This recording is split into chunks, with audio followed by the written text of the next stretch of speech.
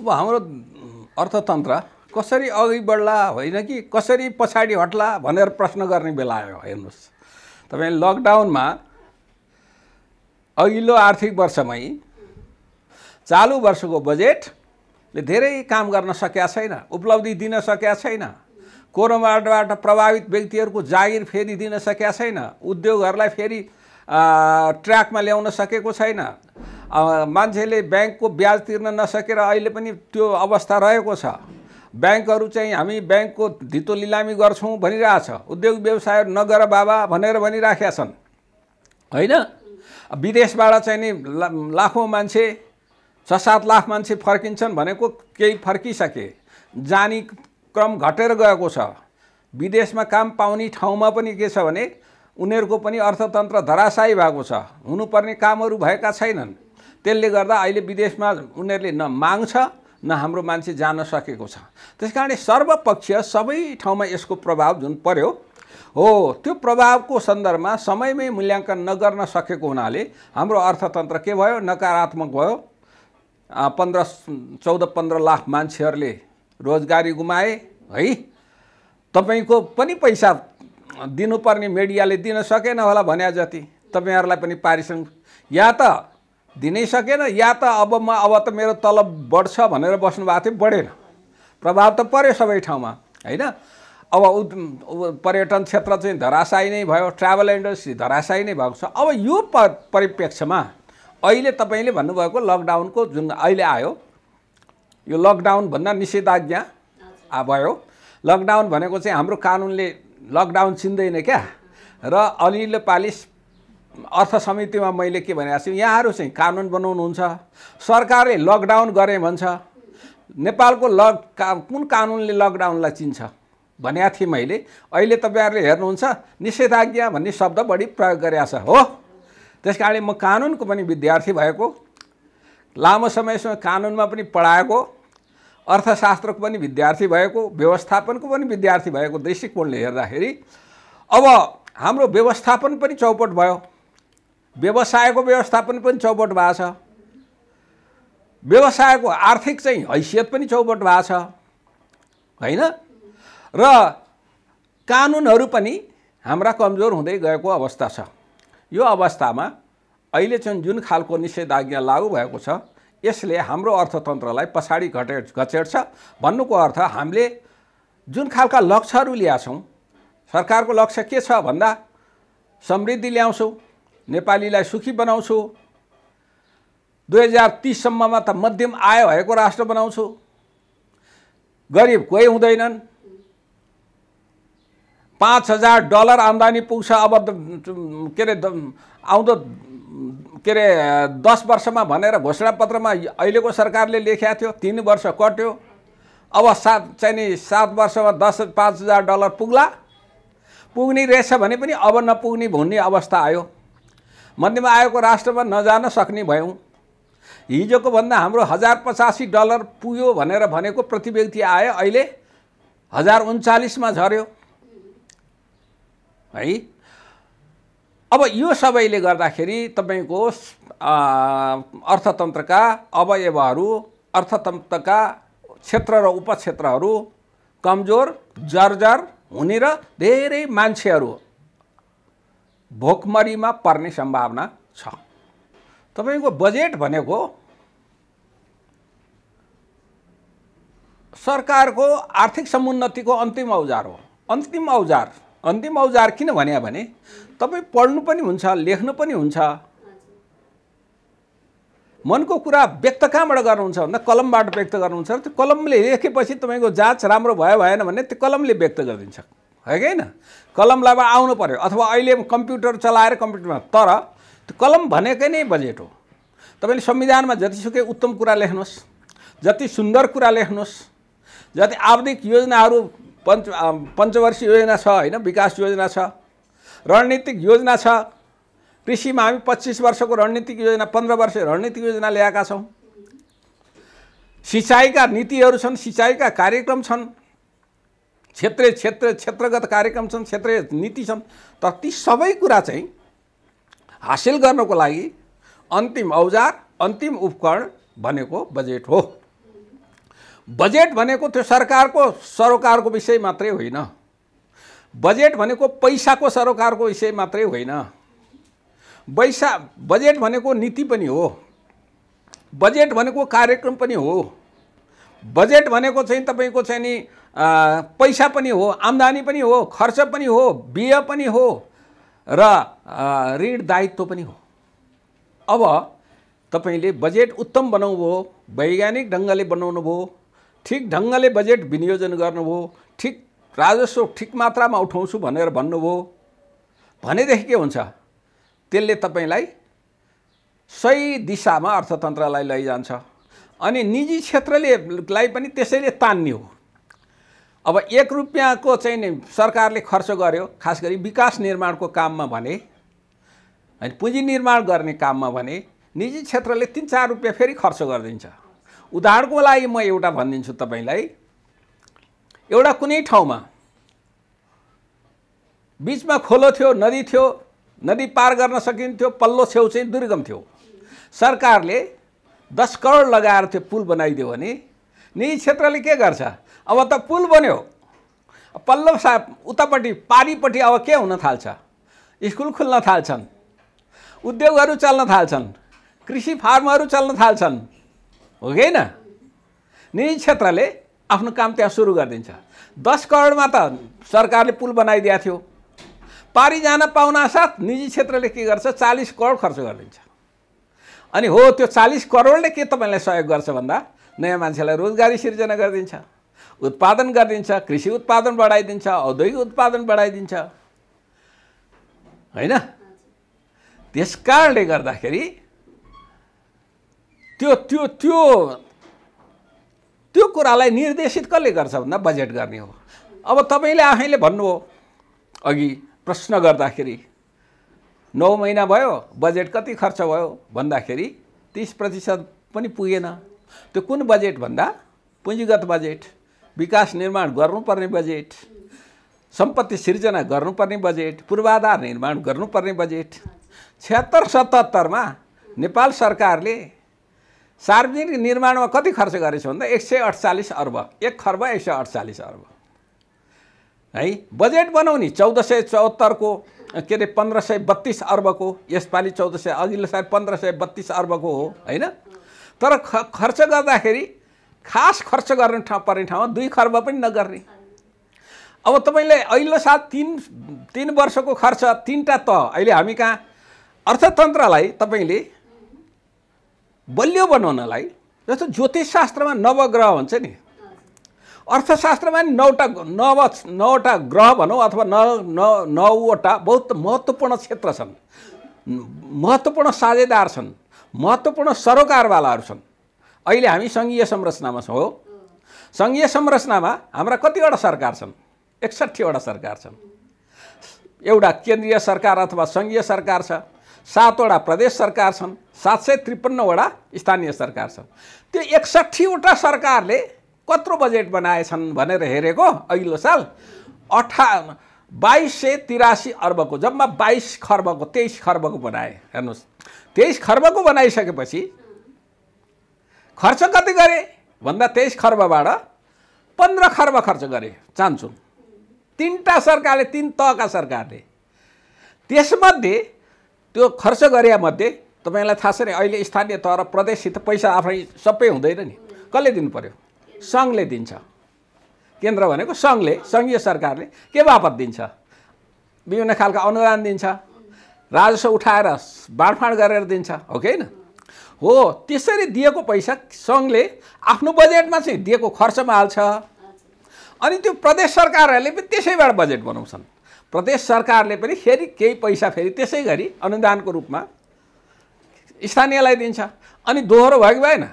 मैले तपाईलाई दिएँ हैन, बाले चाहिँ नि छोरीलाई दियो, छोरीले आफ्नो छोरीलाई दियो हैन? त्यही दक्षिणाबाट बाले छोरीलाई दियो भने त पैसा त एउटै घुम्यो। त्यसरी घुमेको 4 खर्ब रुपियाँ हुन्छ। त्यो 15 खर्बबाट 4 खर्ब घटायो भने कति हुन्छ? 15.5 खर्ब, 11.5 खर्ब छ। 11 खर्ब जति जम्मा रकम बजेट खर्च भएछ अघिल्लो साल। जम्मा 11 खर्ब, 10 91 11 91 जति 12 खर्ब जति भएको छ। त्यसमध्ये 400 पुँजीगत खर्च चाहिँ 400 अर्ब मात्रै भएको छ। तीनवटा सरकारले, तीन तहका सरकारले हो, तीनवटा तहका सरकार छन् हो। अनि हामीले संविधानमा के भन्छ भने तपाईले पढ्नु भयो होला, संविधान पढ्नु भएको छ भने संविधानले 3 खम्बे अर्थनीति भन्छ। सार्वजनिक क्षेत्र, निजी क्षेत्र र सहकारी क्षेत्र हो। पढ्नु भयो होला तपाईहरुले हो। त्यो गर्दा कतिवटा भयो? 3 तहका सरकार, 3वटा साझेदार विकासका 6वटा भए। अनि ती सबैले गर्ने के हो त? के गर्छु भनेर बसेका छन् भन्दा म सामाजिक सेवा गर्छु, सामाजिक न्याय दिन्छु जनतालाई, नागरिकलाई, आफ्ना ग्राहकलाई, हैन, र सामाजिक सेवा, सामाजिक सुरक्षा पनि दिन्छु भनेर बसेका छन्। एउटा विषय। दोस्रो के भन्छन् भने लगानी गर्छु, उत्पादन बढाउँछु, उत्पादकता बढाउँछु। दोस्रो प्रमुख क्षेत्र यही हैन, तपाईले जतिसुकै म लगानी गर्ने, उत्पादन बढाउने, उत्पादकता बढाउने। तेस्रो भनेको चाहिँ पूर्वाधार निर्माण गर्छु। ती सबै गर्नलाई पूर्वाधार भन्छु है। रेल चलाउँछु, सडक बनाउँछु, सिँचाइको चाहिँ नि नहर बनाउँछु, ठुला भवन बनाउँछु, सभा भवन बनाउँछु। ती सबै के पूर्वाधार भनेपछि एउटा सामाजिक सेवा र सुरक्षा, अर्को लगानी, उत्पादन र उत्पादकत्व, र तेस्रो चाहिँ पूर्वाधार। 3टा कुरा भनेपछि मैले 9वटा कुरा गरेँ कि गरिनँ? 9वटा ग्रह भयो कि भए? 9 क्षेत्र अत्यन्त, 6वटा सरकारवाला र 3वटा प्रमुख क्षेत्र गरेर यो नवग्रहको बिचमा, 9वटा पक्षको बिचमा बजेटले साङ्गो पाङ्गो, हाम्रो बजेटले मिलाउन हिजो पनि सकेन, अब भोलि मिलाउन सक्ला नसक्ला हाम्रा अर्थमन्त्री विष्णु पौडेलले जान्नु होला हैन। हामी त त्यो मिलाएर काम गर्नुस् भन्छु, सुझाव पनि दिन्छौँ लागेका कुरा हैन। त्यसकारणले गर्दा तपाईले भन्नुभएको पुँजीगत खर्च किन भएन भन्ने कुरा आउला। भनेको तपाईको बजेटै राम्ररी बनेन, कार्यक्रमै राम्ररी बनेन, आयोजना नै ठिक ढङ्गले छनौट भएन, पूर्व तयारी नभएका आयोजना राख्यो। सडक बनाऊ, यहाँनेरि सडक विस्तार गर भन्यो, बिजुलीका पोल हटेनन्, घर हटेनन् भने निर्माण व्यवसायले कसरी गर्छ? गर्न सक्दैन। ठेक्का भइसक्यो तर पैसा कहाँबाट आउने भन्ने सुनिश्चित भएको छैन। भनेको पूर्व तयारी नभएका आयोजनाहरू त्यहाँ राखिन्छ। कसरी बनाउने, कसले बनाउने, कहिले बनाउने, कति लागत लाग्छ, कत्रो बनाउने भन्ने कुराको नभइकन आयोजनाहरू जब राखिन्छ बजेटमा, अनि बजेटमा चाहिँ राखिन्छ, जनतालाई के भनिन्छ भने हेर्नुहोस् त यहाँ त एउटा रेल त बन्ने भयो भन्यो, तर रेल कहिले बन्ला भन्दा नातिको पालामा बन्छ। तपाईलाई मैले किन यसो भनिरह भने 2034 सालमा, कति वर्ष अगाडि, 44 वर्ष अगाडि वीरगन्जबाट काठमाडौँ रेल आउँछ भनेर त्यति बेलाको योजना पल्टाएर पढ्नुस् लेखेको छ। चौथो योजना जस्तो लाग्छ मलाई, त्यो चौथो पाँचौं योजनामा लेखेको छ वीरगन्जबाट काठमाडौँ रेल चढाउने भनेर लेखेको छ। म त्यति बेला, अहिले तपाईहरु चाहिँ +2 पढ्ने भन्छ, म इन्टरमिडिएटमा पढ्थेँ। हामी दङ्ग परेका थियौँ कि अब वीरगन्जमा पढ्थ्यौँ र वीरगन्जबाट हामी रेल चढेर काठमाडौँ जाने। अब अहिले मेरो नाति हुन लागिसक्यो, नाति भइसक्यो, तर नातिले नि रेल नदेख्ने भयो। भनेपछि यस्तो खालको विकास, यस्ता खालका काम, यस्ता खालका सोचाइ गरेपछि त बजेट खर्च हुन्छ। बजेट खर्च भए पनि खर्च हुनु ठुलो कुरो होइन। खर्च ठिक ठाउँमा भयो कि भएन, ठिक कामको लागि भएन, ठिक समयमा भयो कि भएन। सडक बन्नलाई बजेट त खर्च भयो, सडक गुणस्तरीयको बनेन, 2 महिनामा अलकत्रा उत्रिने खालको बन्यो कि पुल ढल्ने खालको बन्यो कि, यो कुरा महत्त्वपूर्ण प्रश्न हो। तपाईले अहिले 30% पुँजीगत खर्च भन्नुभयो, चालु खर्च पनि हुनुपर्छ। पुँजीगत खर्च मात्रै होइन, चालु खर्च पनि भएन भने के हुन्छ? जनताले सेवा पाउँदैन, औषधि पाउनुले औषधि पाउँदैन। तपाईले अहिले कोरोनाको लागि चाहिँ नै कोरोनाबाट त्यो PCR गर्नलाई अथवा चाहिँ औषधि दिनलाई, उसमा बेडमा राख्नलाई त्यो पैसा चाहियो नि। त्यो के विकास खर्चमा जाने हो र? त्यो चालु खर्चमै जाने हो नि। तर त्यो खर्च भएन भन्नुको अर्थ रासन पाउनेले रासन पाएन, लुगा पाउनु पर्नेले लुगा पाएन, औषधि पाउनु पर्नेले औषधि पाएन, मल पाउनु पर्नेले मल पाएन भन्ने बुझ्नु पर्यो। तपाईहरु पत्रकार साथीहरु अरु अर्थशास्त्रीहरु भन्ने पनि के भन्नुहुन्छ भने पुँजीगत खर्चको कुरा मात्रै गर्नुहुन्छ। पुँजीगत खर्च त हुनै पर्यो तर चालु खर्च पनि हुनुपर्छ। चालु खर्च कम राख्ने हो। बजेट निर्माण गर्दा नै बजेट यस्तो वैज्ञानिक ढंगले बढ्ने, नचाहिया ठाउँमा त्यो चालु खर्च नराख्ने।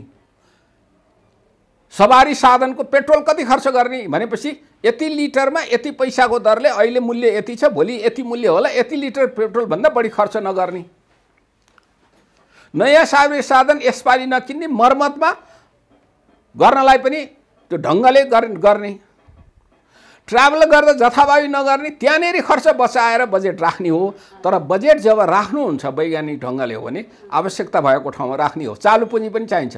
सामान्य सेवा तपाईको शान्ति सुरक्षा कहाँ दिन्छ? प्रहरीलाई चाहिँ नि तलब नखुवायो भने शान्ति सुरक्षा हुन्छ? सेनालाई तलब नखुवायो भने सुरक्षा हुन्छ? शिक्षकलाई तलब नखुवायो भने विद्यार्थी पढाउँछ? भोलिको लागि मानव विकास पुँजी निर्माण हुन्छ? क्षमता विकास हुन्छ? हुँदैन।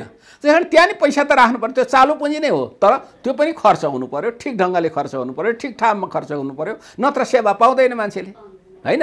सुरक्षा भएन भने तपाईको के हुन्छ? सुरक्षा भएन तपाईँ न उद्योग चल्छ, न चाहिँ नि के रे तपाईँ ह्यान्डल गर्न सक्नुहुन्छ। त्यसकारणले गर्दा यो सबै कुरा के हो भन्दा तपाईको हाम्रो बजेट निर्माण पद्धति वैज्ञानिक छैन। कार्यान्वयनमा हेलचेक्राइ गरिन्छ। अनुगमन राम्रो छैन। अनुगमन भयो भने नि अनुगमनबाट आएको तथ्यबाट फेरि त्यसलाई समयमा सुधार गर्ने काम गरिँदैन। राम्रो काम गरे पनि दाल भात, नराम्रो काम गरे पनि दाल भातको स्थिति छ। नराम्रो काम गरेलाई दाल भात दिन भएन नि। राम्रो काम गरेपछि दूध भात पनि दिन सक्नु पर्यो, हो कि हैन? स्याबास भन्न पनि सक्नु पर्यो। तपाईले एउटा परियोजना छ 5 वर्षमा बनाउने भनेको थियो। व्यवस्थापकले बडा राम्रो काम गर्यो, कर्मचारीले राम्रो काम गरे, ठीक ढंगले काम गरे। 5 वर्षमा बनाउने 3 अर्ब रुपैयाँ लाग्छ भनेको थियो। उनीहरूले 3.5 अर्बमै बनाइदिए। 2 अर्ब 50 करोडमै त्यो सम्पन्न भयो। 5 वर्ष नि लागेन, 4 वर्षमा बन्यो भने उनीहरूलाई दूध भात खुवाउनलाई किन कन्जुसाइ गर्ने? एउटा जलविद्युत आयोजना रहेछ भने त्यहाँबाट त पैसा आम्दानी आउन थाल्छ नि त। 1 वर्ष अगाडि नै बनाएपछि 1 वर्षको पैसा आएपछि भएन। सडक बन्यो भने मान्छे हिँड्नु गर्ने खायो, त्यो के भन्छ मान्छेले सुविधा पायो। अनि त्यहाँ खर्च गाडी बिग्रेर उ भएर बस्ने चाहिँ कम लाग्यो, त्यहाँबाट फाइदा भइहाल्यो भनेपछि राम्रो काम गर्नेलाई पुरस्कृत गर्ने भन्नुको अर्थ, नराम्रो काम गर्नेलाई दण्डित गर्ने, समयमा काम सम्पन्न गर्ने, त्यसको व्यवस्था के अरे संयन्त्र निर्माण गर्ने चाहिँ हुन नसक्या हुनाले बजेट चाहिँ राख्ने, खर्च नगर्ने, हैन? गर्यो भने पनि कहिले गर्ने भन्दा यही चैततिर गर्ने, भुक्तानी कहिले गर्ने भन्दा आषाढको अन्तिम हप्तामा गएर गर्ने। किन त्यसो भन्दा दुईटा कारण। एउटा कामै गरेको छैन, बिलै आएको छैन। अर्को त्यो नेरी हिसाब जान लाग्यो, त्यसबाट कमिसन ल्याउनलाई त्यो चाहिँ नि चेक बुझाइहालेपछि, पैसा बुझाइहालेपछि त कमिसन नआउला। तपाईको भुक्तानी गर्न लागेको छ, पर्खिनुहोस् हाम्रो कुरा मिल्यो ल मिल्यो भने गरौँ भनेर गर्ने। दुईटै कारण छ, बुझ्नुभयो? स्पष्ट तपाईले स्पष्ट भन्दाखेरि पीडादायक छ कुरा। त्यो सबैको मार्कले पाउँछ नागरिकले, त्यो सबैको मार्कले खेप्छ नागरिकले। अनि नवधनाढ्यहरू जन्मिन्छन् नेपालमा। नेपालमा कसको मान्छेको सम्पत्ति कुन पेसामा लागेछ, कहाँ सम्पत्ति छ, कति आर्जन गरेको छ, कमसेकम धेरै होइन 40 वर्ष अगाडिदेखिको खोज्दिउँ त कति मान्छे कहाँ हुन्छन्। अनि हामी नै के भन्छौँ, फलानु मान्छे फलानु ठाउँमा बस्यो, फलानु पदमा बस्यो, खुब कमायो। कमाएको किनभने कमाउनलाई त श्रम गर्नुपर्छ, लुट्यो भन्नुहोस् न, हैन? त्यो शब्द पनि हामीले के भनेपछि श्रम गरेर पैसा कमाउनेलाई नि कमायो, घुस खाएर कमाउनेलाई कमायो, हैन? अनि चाहिँ नि लगेर मान्छेलाई तर्साएर पैसा आउनेलाई नि कमायो, बन्दुक देखाएर लिनेलाई नि, चन्दा माग्नेलाई नि कमायो। अनि त्यही मान्छे ठुलो हुन्छ, आहा ठुलो गाडी चढेर हिँडेको छ, गाडी त मैले चढाएको छु है, फेरि म त्यस्तो होइन, मेहनत गरेर चढाएको है। त्यस कारणले गर्दा त्यसलाई पनि र अनि मेहनत गर्ने, अच्छा मेहनत गर्ने, इमान्दारी साथ काम गर्ने, कोदालो चलाउने भनेको चाहिँ नि मैले कोदालै मात्रै होइन, लगेर ट्र्याक्टर चलाउने पनि कोदालो नै चलाएकै हो, मेसिन चलाउने पनि कोदालो चलाएको हो, थ्रेसर चलाएको पनि कोदालो चलाएको हो है। त्यसरी गरेर त्यो खेतमा गएर काम गर्ने मान्छेको इज्जत चाहिँ जहिले नै तल। अनि त्यस्ता ह्याङ्की फ्याङ्की भनेको कानुनहरू उल्लङ्घन गरेर मान्छेलाई तर्साएर पैसा कमाउनेको इज्जत चाहिँ जहिले नि माथि हुने स्थिति भयो नेपालमा। समाजले त्यसरी हेर्यो, पैसालाई मात्रै तौल्यो सबै कुरा। त्यसकारणले यो प्रवृत्तिमा पनि चेन्ज हुनुपर्ने अवस्था छ। राज्यको सरकारको दायित्व त आफ्नो ठाउँमै छँदैछ, त नागरिकहरूले पनि के गर्नु पर्यो भने राम्रो काम गर्ने मेहनतीलाई कदर गर्नु पर्यो। गलत काम गरेछ भने त्यसलाई बहिष्कार गर्न सुरु गर्नु पर्यो। समाज त्यसरी बन्दैन। त्यसकारण यी सबै कुराहरू हेर्दा आर्थिक होइन कि जस्तो लाग्छ। यी सबै अर्थसित जोडिएका, साधन र स्रोतसित जोडिएका, साधन र स्रोतको उचित परिचालनसित जोडिएका विषय भावनाले अब तपाईले भनेको बजेट खर्च गर्ने विषयमा चाहिँ पद्धतिमा काम भएन हाम्रो, प्रणालीमा काम भएन हाम्रो, इमानदारीका साथ काम भएन हाम्रो। बजेट निर्माण गर्ने, बजेट खर्च गर्ने, त्यसको अभिलेखाङ्कन गर्ने, परीक्षण गर्ने सबै कुरा विधि र पद्धतिमा हुने र हिजोका तपाईका कमजोरीहरू सुधार गर्ने काम गर्यो भने टाइमले हुन्छ हैन। तपाईले महालेखा परीक्षाको प्रतिवेदन कतिको हेर्नु भएको छ? तपाईले 20 वर्ष अगाडिको प्रतिवेदन र अहिले हेर्नुभयो भने उस्तै उही कुरा दोहोरिरा हुन्छ हो। समयमा काम नभएको हो, अनियमित ढङ्गले खर्च गरेको हो, समयमा कर नबुझाएको, काम गुणस्तरीय नभएको, उही कुरा आइरहेछ भने हामीले कहाँ सुधार गर्यो त? संवैधानिक अङ्गका प्रतिवेदनहरू हेर्यो भने त्यस्तै हुन्छ। अहिले त संवैधानिक अङ्गहरू पनि बहुत कमजोर। हेर्नुहोस्, लोकतन्त्र बलियो भयो भने अर्थतन्त्र बलियो हुन्छ। अर्थतन्त्र र लोकतन्त्र भनेको तपाईले अर्थशास्त्रलाई अर्थ राजनीति शास्त्र भनिन्छ। म अर्थ राजनीति शास्त्रको विद्यार्थी हो। त्यसकारण लोकतन्त्र ठिक भयो भने अर्थतन्त्र ठिक हुन्छ, अर्थतन्त्र ठिक भयो भने लोकतन्त्र ठिक हुन्छ। अन्तर सम्बन्धित छन् है। अमेरिकाको कुरा सबैले किन गर्छन् भन्दा त्यहाँ लोकतन्त्र पनि अलि ठिक छ, आर्थिक तन्त्र पनि दुईटै एक ठाउँमा आएको छ है।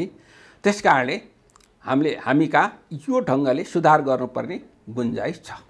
मान्छेको चुलो जल्दैन। अब हिजो 4% मान्छे गरिब भए, अब 12% गरिब हुन्छन् हो कि हैन? अब तपाईको तयारीको कुरा त मैले अघि नै गरिहालेँ। सरकारले वास्तवमा यसले कति प्रभाव पार्यो त्यो कोरोनाले, कुन कुन क्षेत्रमा भनेर बृहत अध्ययन गरे, त्यसको प्रतिवेदन नै बाहिर ल्याएन। अलिकति एउटा प्रतिवेदन अध्ययन गरेको थियो तर प्रतिवेदन नै बाहिर ल्याएन। किन पारदर्शी भएन मलाई आश्चर्य लाग्छ। त्यो प्रतिवेदन ल्याउनु पर्थ्यो, अरूलाई पनि सोध्नु पर्थ्यो। हामीले त यस्तो प्रतिवेदन छ, तपाईहरुको के छ धारणा, सोध्नु पर्थ्यो हैन।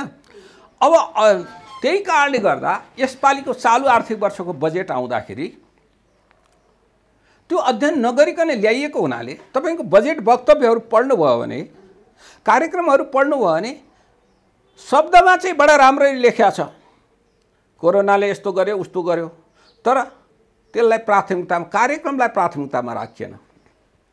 त्यो सबै जिम्माकालाई छोडियो, मौद्रिक नीतिलाई छोडियो। मौद्रिक नीतिबाट गर्ने भनेर। नेपाल जस्तो देशमा मौद्रिक नीतिको एउटा सीमा हुन्छ। सीमा हुन्छ भनेको सबै कुरा मौद्रिक नीतिले गर्न सक्दैन। विकसित राष्ट्रमा जति पनि हाम्रो मौद्रिक नीतिले गर्न सक्दैन। यद्यपि पछाडि मौद्रिक नीति आउँदा सकेसम्म गर्न खोज्यो। कर्जाको पुनर्वर्गीकरण गर्ने, पुनर्संरचना गर्ने, पुनर्तालिकीकरण गर्ने, कोष खडा गर्नेका कुराहरू बजेटले केही भनेको थियो त्यसलाई गर्ने कुरा गर्यो। अनि त्यसपछि महिलालाई अथवा चाहिँ नि नवप्रवर्तकहरूलाई, नयाँ व्यवसाय गर्नेलाई पैसा दिन्छु, घरेलु उद्योग साना उद्योगलाई दिन्छु भनेर भन्यो।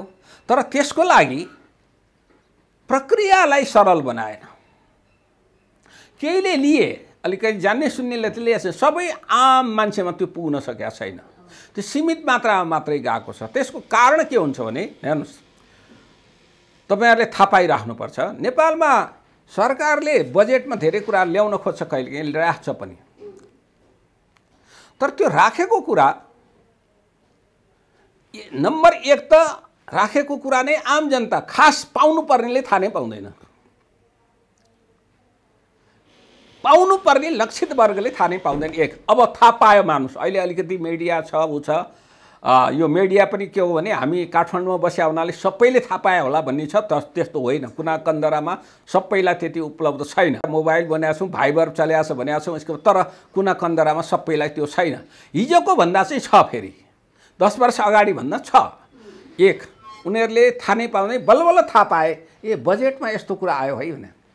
अब त्यो प्राप्त गर्नलाई कहाँबाट प्राप्त गर्ने हो अनि त्यसपछि कहाँबाट प्राप्त गर्ने हो र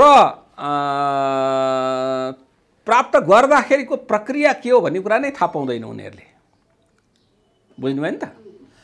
त्यसकारणले गर्दा त्यो स्थितिमा चाहिँ अलिकति अप्ठ्यारो परिस्थिति त्यसरी पर्छ र त्यो लक्षित वर्गले त्यो कुराहरू पाउँदैन, त्यो कार्यान्वयन हुँदैन। हामी कहाँ अहिले पनि त्यही भइरहेछ। मौद्रिक नीतिले ल्याएका कुराहरू पनि त्यस्तै गरी त्यो खास व्यक्तिले समूहले पाउन सकेन। त्यो के अरे यो प्रधानमन्त्री कृषि आधुनिकीकरण परियोजनाको कुरा तपाईँले थाहा पाइहाल्नुभयो होइन। त्यसपछि त्यसमा कति अनुदानहरू चाहिँ त्यो हिनामिना भयो, पाउनेले पाउन सकेन, अनियमितता भयो भन्ने कुरा आएको छ। कृषि कार्यक्रमहरू अरूमा नि त्यस्तोहरू भएको छ, अन्य अनुदानहरूमा नि त्यस्तो भयो। अनुदान चाहिँ गलत ठाउँमा गलत वर्गको हातमा गएको छ। अब त्यसकारणले गर्दा चाहिँ जुन कुरा देखिन्छ उनीहरूलाई पाउने खालको प्रक्रियामा पनि सरलता, पाउने कुरामा नि कहिले पाउने, कसरी पाउने, के गर्यो भने पाउँछ, कति पाउँछ भन्ने कुराको चाहिँ त्यो खालको सहज बाटो बनाइदिनु पर्छ। अब जोगाउने भने त सबभन्दा पहिला त के हो भने, अघि मैले भन्दाखेरि बजेटको कुरा, यसपालिको बजेटले प्रत्यक्ष हिसाबले जुन दिनुपर्ने त्यो दिन सकेनन् क्या। प्रत्यक्ष हिसाबले गरिबलाई जो रोजगारी गुमाएको छ उनीहरूलाई पनि केही हातमा पैसा पुग्नु पर्थ्यो। हातमा पैसा पुग्दाखेरि दुईटा तरिका हुन्थ्यो। एउटा तरिका भनेको चाहिँ त्यो जो काम गर्न सक्दैन उनीहरूको लागि चाहिँ सिधै खाने लाउने पिउनेको व्यवस्था हुनु होस्, तर काम गर्न सक्नेलाई चाहिँ काम गर्ने प्रबन्ध गरेर उनीहरूको हातमा पैसा, श्रमको बदलामा पैसा दिने व्यवस्था एक। जो चाहिँ अब साना साना मझौला उद्योगहरू छन्, घरेलु उद्योग छन्, तिनीहरू चाहिँ जुन 12% उद्योगहरू बन्द भए उनीहरूलाई प्रविधि दिनु पर्थ्यो कि, उनीहरूलाई केही पुँजी दिनु पर्थ्यो कि, कच्चा पदार्थ उपलब्ध गराइदिनु पर्थ्यो कि, केही जनशक्तिको लागि पैसा उनीहरूलाई तिर्दिनु पर्थ्यो कि, त्यसो भयो भने फेरि उनीहरू सञ्चालन हुन सक्थ्यो कि सक्थेन, घर भाडा तिर्दिनु पर्थ्यो कि भन्ने कुरा चाहिँ हेरेर त्यो काम पनि हुन सकेन। त्यसकारणले गर्दा त्यो सरकारले अलिक पन्छौनी काम गर्यो क्या। अब घर चाहिँ नि घर धनीहरूले चाहिँ घरबाल मिना गरिदियो है भन्यो होइन। अब विवेक पुग्नेले कतिले अलिअलि गरे होलान्, कतिले गरेनन् होला। स्कुलले चाहिँ फी छोडिदेऊ भन्यो, कतिले अलिकति छोड्यो होला नि। स्कुलको पनि आफ्नो खर्च पनि हुन्छ फेरि होइन, टिचरलाई दिनु पनि पर्यो। त्यस्तो त्यो त्यो झारा टार्ने कामले काम हुँदैन। काम हुने के, राज्य भनेको अभिभावक हो, राज्य भनेको बाआमा हो। बाआमाले छोराछोरीलाई कहाँ अप्ठ्यारो परेको छ भनेर बुझ्नुपर्छ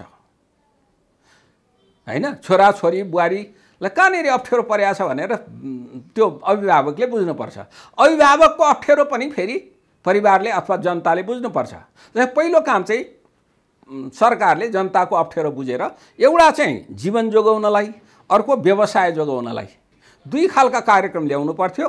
दुईटै खालको कार्यक्रम आएन। अबको बजेटमा त्यो स्पष्ट ढङ्गले जीवन जोगाउने कार्यक्रम, जीवन जोगाउने अन्तर्गत स्वास्थ्यको हिसाबले, औषधि उपलब्ध गराउने आदिको हिसाबले, र अर्को चाहिँ तपाईँको चाहिँ त्यो उसको हिसाबले यो व्यवसाय जोगाउने हिसाबले। अब जीवन जोगाउने भनेको रोजगारी गुमेकोलाई रोजगारी दिने, घरमा खाना अहिले पैसा छ भने पैसा उपलब्ध गराउने, अथवा चाहिँ खानपिनको व्यवस्था गराइदिने, बस्ने ठाउँ छैन भने बस्ने ठाउँको व्यवस्था गराइदिने, त्यसको बदलामा श्रम दिन सक्ने अवस्था छ भने उसले श्रम दिन्छ।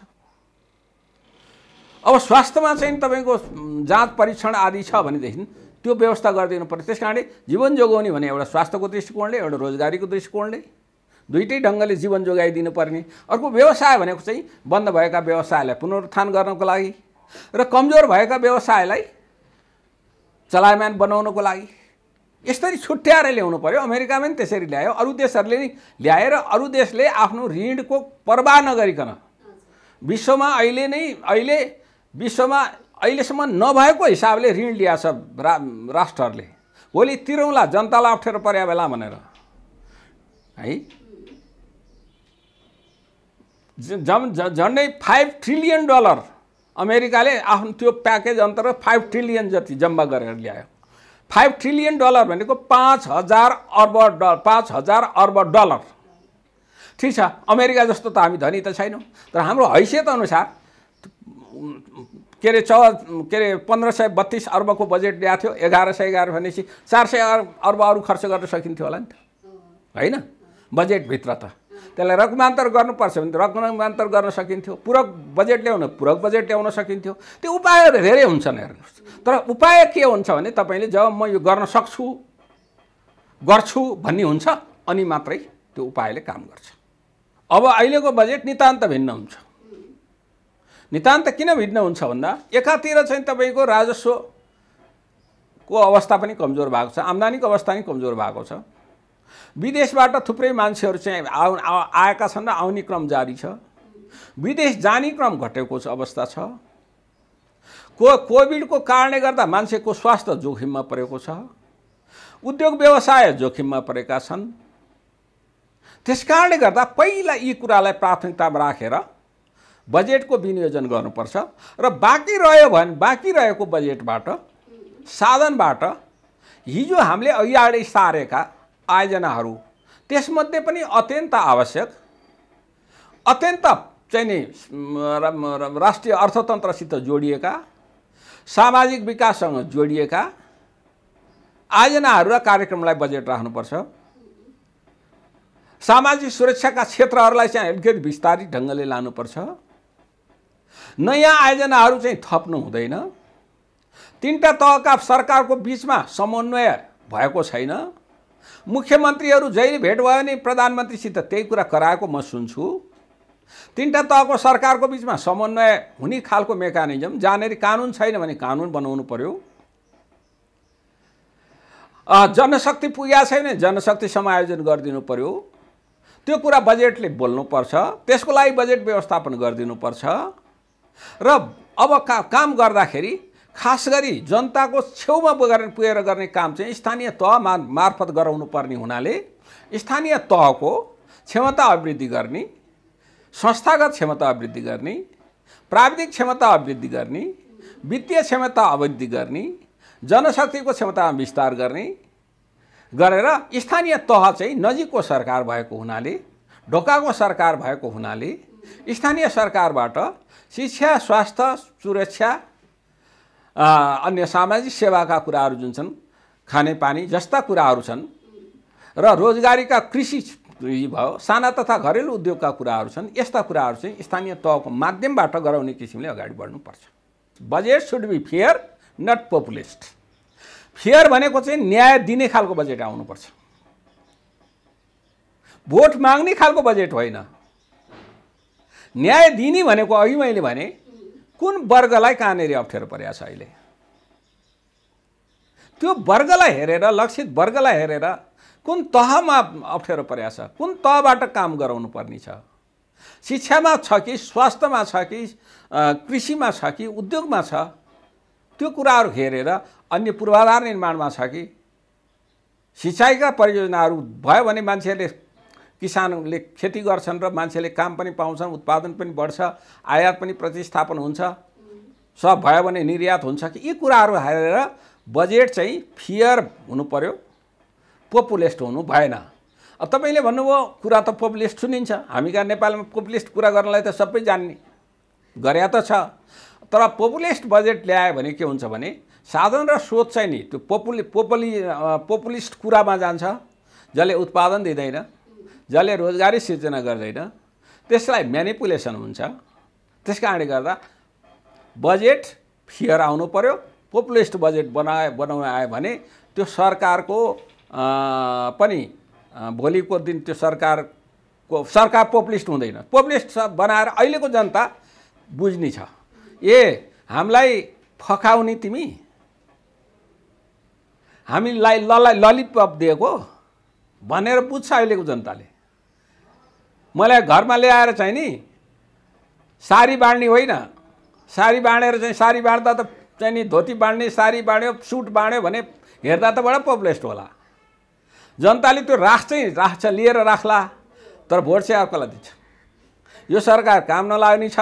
यसले किसानलाई दिनु पर्थ्यो, कुलो बनाउनलाई पैसा दिनु पर्थ्यो, नहर बनाउनलाई पैसा दिनु पर्थ्यो, कृषि रोड बनाउनलाई पैसा दिनु पर्थ्यो, स्कुल भत्किया ठाउँमा पैसा दिनु पर्थ्यो, अस्पताल बिग्रिया ठाउँमा त्यहाँ बनाउन दिनु पर्थ्यो, औषधिलाई पैसा दिनु पर्थ्यो, चाहिँ नि औषधि उपकरणको लागि पैसा दिनु पर्थ्यो, डाक्टरलाई यहाँ बस्ने किसिमले तलब दिएर सुविधा दिएर राखिदिनु पर्थ्यो।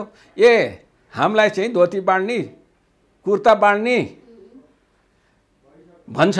त्यसकारण हिजो पञ्चायत कालमा जस्तो पोपुलिस्ट धोती कुर्ता बाँड्छु, साडी बाँड्छु भन्या भरले अब चाहिँ राज्य चल्ने बाटो छैन। अहिले सरकारमा बस्ने मान्छेहरूभन्दा आम नागरिकहरू, मतदाताहरू धेरै विवेकपूर्ण, धेरै बुद्धि जाने। तपाईँलाई भोट माग्न गयो, कृष्णले भोट माग्न आयो नाइ किन भन्ने, मैले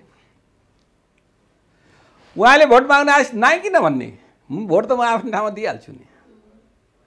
अहिलेको जनता त्यस्तो भयो। हिजोको जस्तो नदियो भने खबरदार भनेर हुनेवाला पनि केही छैन। त्यस कारणले बजेटले भोलिको उत्पादन बढाउने, भोलिको जीवन जोगाउने, उत्पादकत्व बढाउने, पूर्वाधार निर्माण गर्ने र सामाजिक न्याय गर्ने, संविधान के भन्छ, समाजवाद उन्मुख अर्थव्यवस्था भनेपछि त्यतापट्टि लक्षित बजेट हुनु पर्यो। कल्याणकारी अर्थव्यवस्था त्यतापट्टि लक्षित बजेट हुनु पर्यो। उत्पादनशील अर्थतन्त्र त्यतापट्टि बजेट लक्षित हुनु पर्यो। संविधानमा एउटा कुरा लेख्ने, काम गर्दा अर्कै गरेर हुन्छ, हुँदैन। बजेट त्यस्तो मलाई लाग्छ आउँदैन होला, नआओस् र सरकारमा बस्ने उहाँहरूलाई पनि त्यो बुद्धि पुर्याउनु हुनेछ भन्ने मैले आशा चाहिँ गरेको छु। वृद्ध भत्ता चाहिँ के हो भने, वृद्ध भत्ताको फेरि बेग्लै पाटो छ। फेरि त्यो वृद्ध भत्ता बढाउनु पर्छ। म नि बढाउने, म अर्थमन्त्री भए नि म नि बढाउँछु। तर वृद्ध भत्ता किन दिने, कसलाई दिने, दिनुको पछाडि कारण के हो?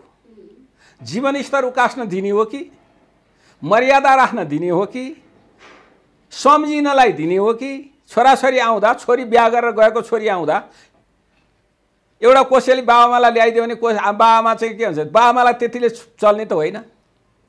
तर के भने सम्झ्यो छोरीले भनेर दङ्ग परेको छोराछोरी दङ्ग, त्यसरी दिने हो कि होइन? मेरो बाबाआमालाई खान नि पुगेको छैन, लाउन नि पुगेको छैन, कहीँ तीर्थव्रत गर्न पैसा नि पुगेको छैन, त्यस कारणले म दिन्छु भनेर तपाईँले ल्याएर त्यो व्यवस्था गरिदिने हो। त्यो कुरा हेर्नु पर्यो। त्यसरी हेर्दा जोसित अरबौँ रुपियाँ छ, छोराछोरीले चाहिँ राम्रो राम्रो स्कुलमा विदेशमा गएर बसिराखेको छ, यहाँ ब्याङ्कमा पैसा सडेर बसेको छ, झिकेर खर्च गर्न सकेका छैन, उनीहरूलाई किन दिनु पर्यो? लक्षित वर्ग छान्नु पर्यो। त्यसमा पनि दोहोरो सुविधा। पेन्सन लिएको छ, हाम्रो कानुनले के भन्छ, सामाजिक सुरक्षा ऐनले अन्य कुरा लिएको भए त्यो यसलाई बाधा पुग्दैन भन्छ। 40,000 पेन्सन लिनलाई यो किन दिने? भोलि म त्यो उमेर पुगेपछि म नि वृद्ध भत्ता थप्न जाने, म त जान्न। त्यो मैले त मेरो नैतिकताको कुरा गरेँ, तर त्यो प्रणालीले बाँध्नु पर्यो त्यो। त्यस कारणले गर्दा तपाईँ दिने पछाडिको कारण स्पष्ट हुन्छ, होइन?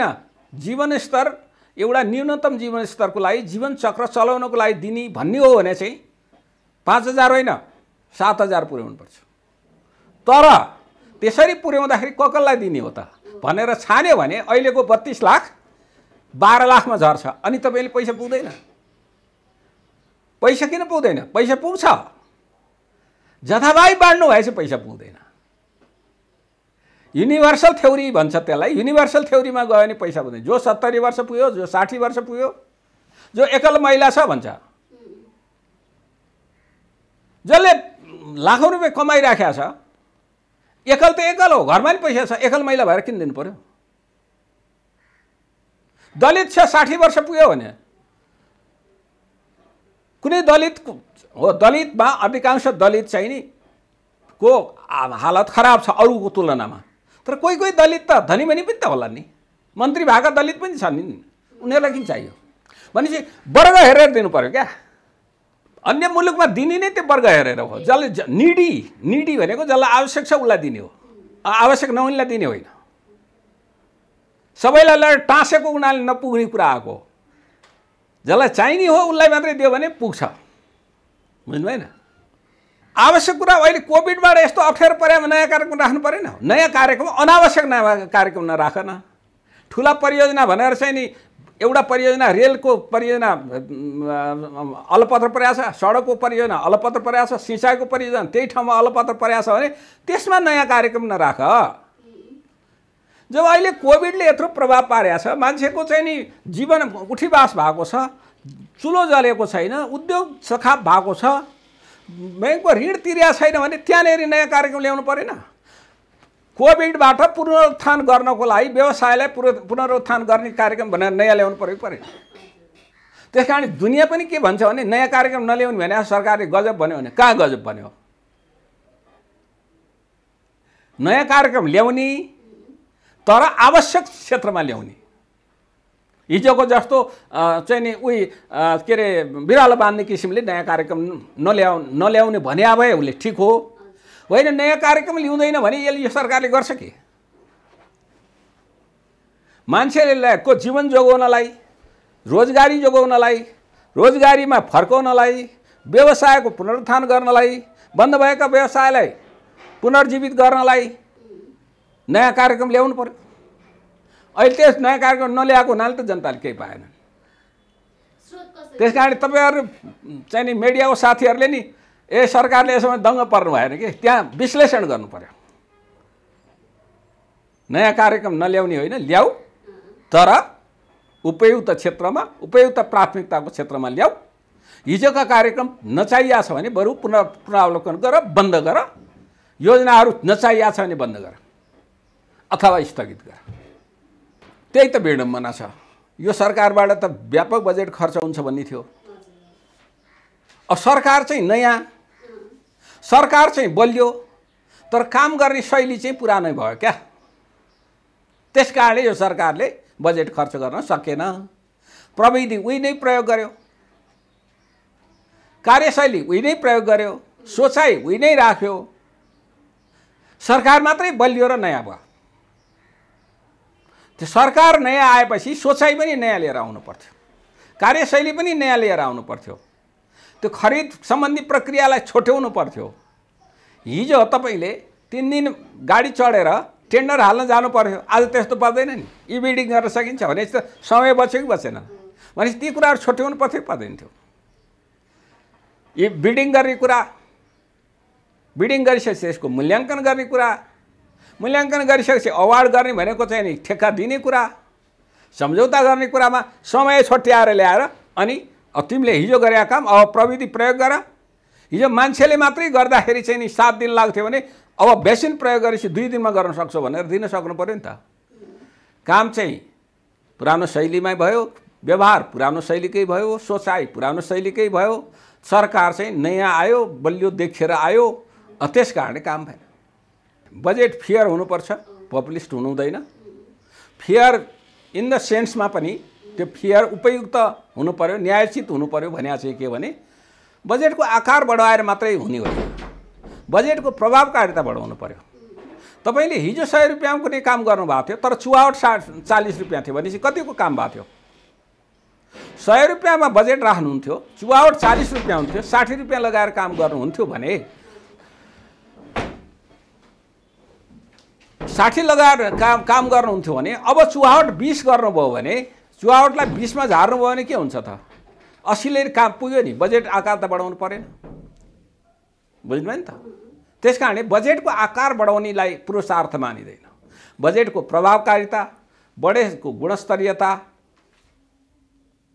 बढायो भने मात्रै प्रभावकारी मानिन्छ।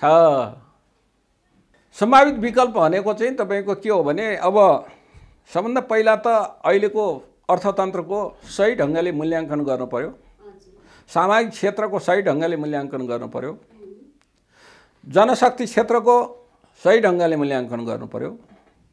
गरिसकेपछि अब हिजोका आयोजनाहरू जुन चाहिँ अत्यावश्यक छन्, जसले गर्दा मान्छेको जीवन सुरक्षित बनाउँछ, उत्पादन बढाउँछ, उत्पादकत्व बढाउँछ, रोजगारी बढाउँछ भन्ने तीन परियोजनाहरूलाई निरन्तरता दिनु पर्यो। जो परियोजनाहरू हिजो चाहिँ त्यस्ता छैनन्, हचुवा ढङ्गले राखेका छन्,